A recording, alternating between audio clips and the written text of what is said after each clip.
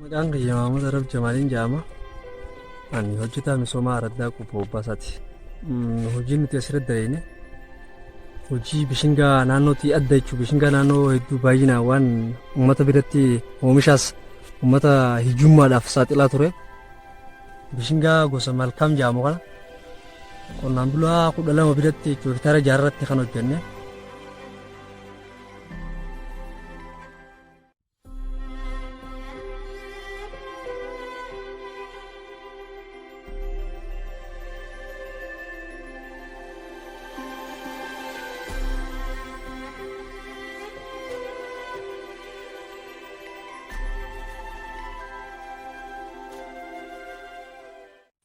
Haalli Araddaa Quufoo Baasaa kan duraan ture gammoojjii waa ta'uu fi hedduu ulfaataadha.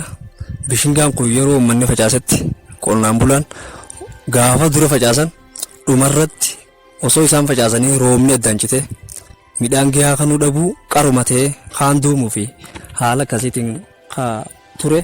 Amma garuu bishingaan sanyii malkaam jedhamu kun sadarkaa Araddaatti ogeessa hojjetaa misoomaatiin qonnaan bulaa 12 biratti hektaara 6 irratti kan facaafne haalli irra jiru kana fakkaata. Bishingaan kun oomisha gahaa kan nuusaa qonnaan bulaan itti amanee jira jechuudha amma.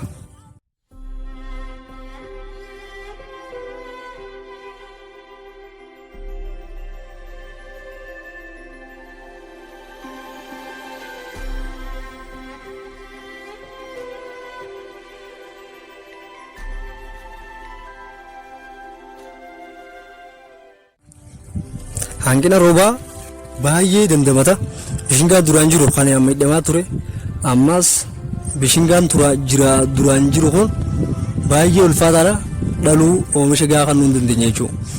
Maaliif waggaa takka dhale jechuudha. Ji'a 9 tura.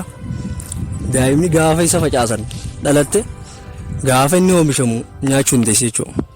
Ammoo kana yeroo isaa eegamee yoo faca'e saayinsii guutuudhaan paakeejii guutuu fayyadamee kun yoo faca'u ta'e bishingaan kun oomisha gahaa kan nuun yeroo siti qonnaan bulaan oomishee wabii midhaan nyaataa mirkaneessuu danda'a jechuudha.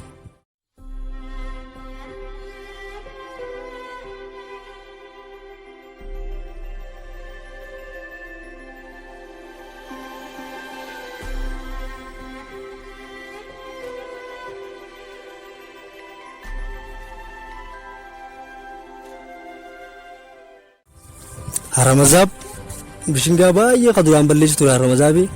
Haramazaab kun bishingaa kana hin danda'u jechuudha. Qonnaan bulaan kanaaf kana caalaa barana yoo danda'ame hanga har'a arganne kana caalaa barana itti fufnu ta'a jechuudha. Qonnaan bultoota keenya fudhachiisne yaalii har'aa kanaaf hedduu gammadee jechuudha qonnaan bulaan.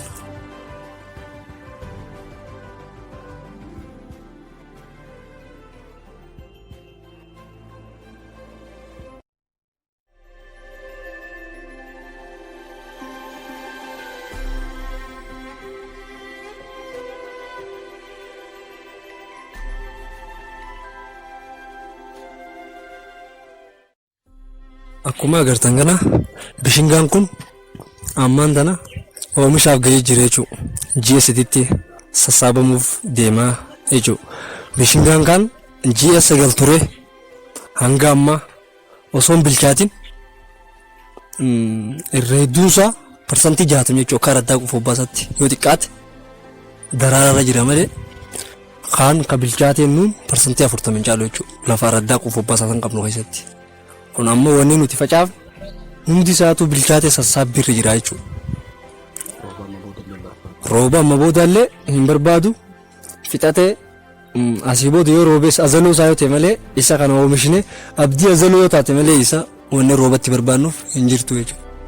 Bishingaan kun haaluma kanaan uummata gammoojjii hedduu fayyada jeetiin yaadaa jechuudha akka gosa tokkotti.